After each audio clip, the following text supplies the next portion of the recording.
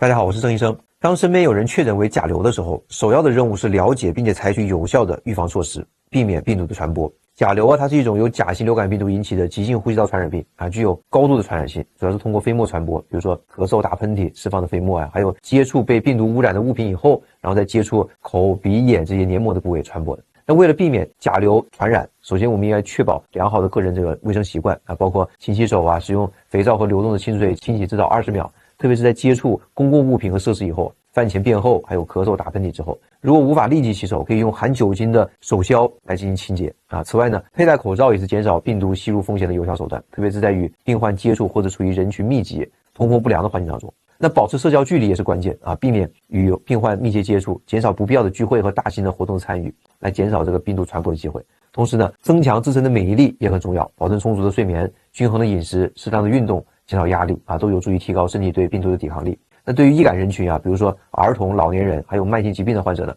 建议及时的接种流感疫苗，来提供额外的保护屏障。这下你就明白了吧？转发出去，让更多人知道。